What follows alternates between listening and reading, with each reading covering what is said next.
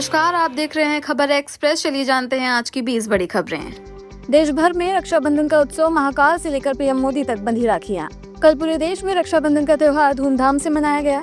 उज्जैन के महाकालेश्वर मंदिर में अमर पुजारी के परिवार की महिलाओं ने मखमल, रेशमी धागे और मोतियों से बनी खास राखी महाकाल को अर्पित की। काशी में सावन के आखिरी दिन बाबा विश्वनाथ को मंगला आरती के बाद रेशम की राखी पहनाई गई, जबकि अयोध्या में भगवान रामलला और उनके भाइयों के लिए श्रृंगी धाम से राखियां लाई गयी। वहीं पीएम नरेंद्र मोदी को भी उनके आवास में बच्चों ने राखी बांधी और उन्होंने एक्स पर देशवासियों को रक्षाबंधन की शुभकामनाएं दी। सड़क हादसे में घायल परिवार की मदद के लिए रुके अखिलेश यादव भेजा अस्पताल।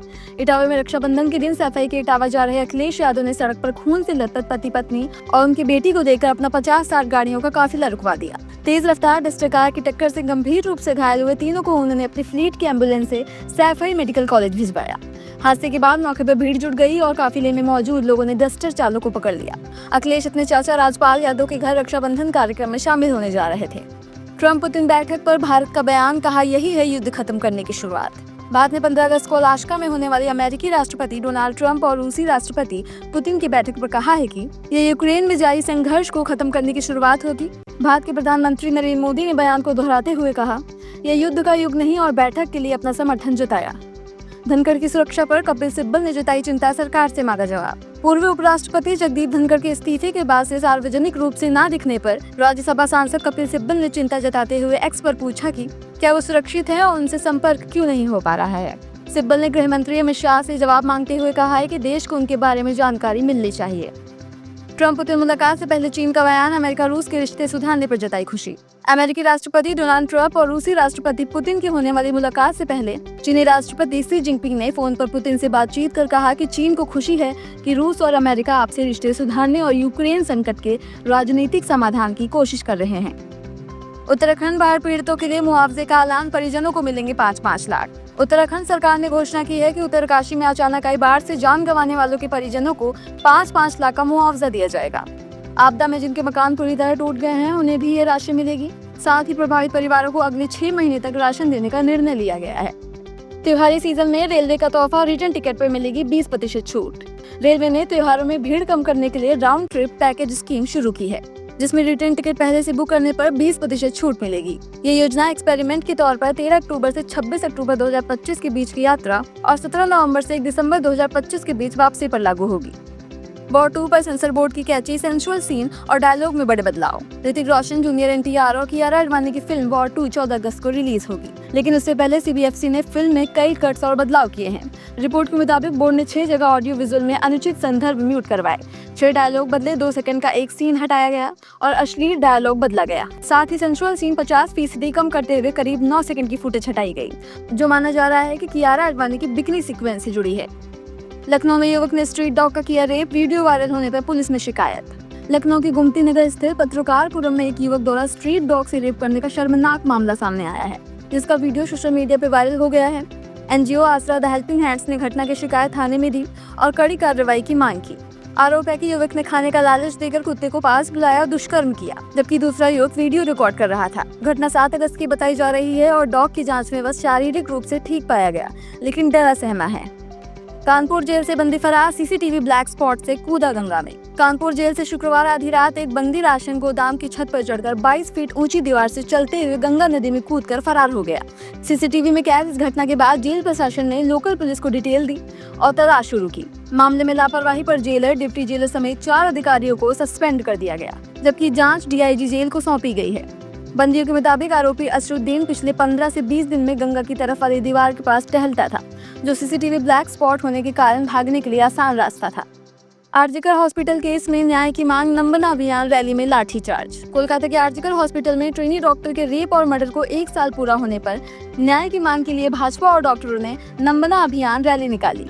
पुलिस ने बैरिकेड लगाकर नेताओं को रोका, लेकिन शुभेंदु अधिकारी, अग्निमित्रा पाल समेत 20 विधायकों और प्रदर्शनकारियों ने बैरिकेड हटाने की कोशिश की, जिसके बाद लाठीचार्ज हुआ। पॉल ने आरोप लगाया है कि ममता बनर्जी ने सबूत मिटा दिए हैं और इस्तीफे की मांग की है। वहीं पीड़िता की मां ने आरोप लगाया है कि मार्च के दौरान महिला पुलिसकर्मियों ने उनके साथ मारपीट की, चूड़ियां तोड़ी और उन्हें चोट पहुंचाई।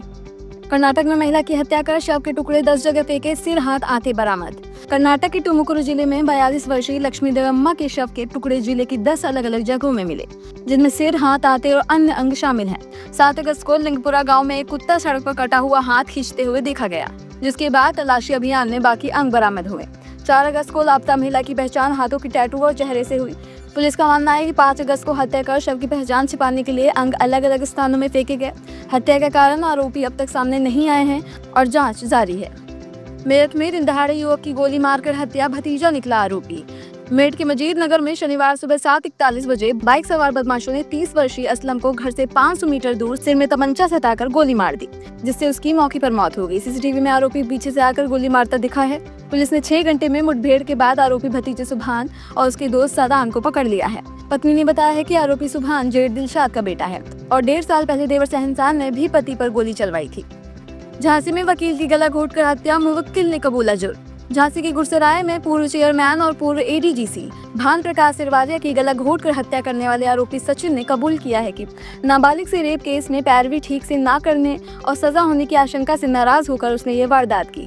5 अगस्त को घर से उसका शव मिला। दरवाजा अंदर से बंद था। पोस्टमार्टम में हत्या की पुष्टि होने के बाद जांच में पता चला है कि 2 दिन पहले आरोपी से झगड़ा हुआ था। पूछताछ में सचिन ने बताया है कि वकील से नाराज होकर वह घर में घुसा और गला घोटकर हत्या कर दी। जेल में पिता से राखी बांधकर फूट कर रोई पाकिस्तानी जासूसी केस की आरोपी ज्योति। पाकिस्तान के लिए जासूसी के आरोप में जेल में बंद हिसार की यूट्यूबर ज्योति मल्होत्रा को राखी के दिन पिता हरीश मल्होत्रा ने जेल में जाकर राखी बंधवाई। भाई ना होने के कारण पिता ही राखी बंधवाने पहुंचे तो ज्योति की आंखों में आंसू निकल आया और वह गले लगकर रो पड़ी।